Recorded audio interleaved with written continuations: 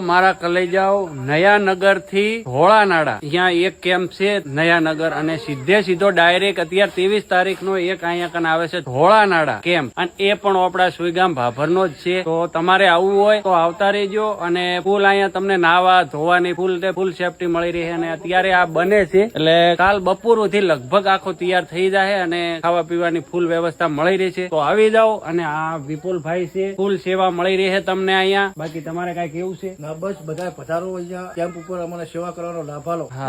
જય બાબા.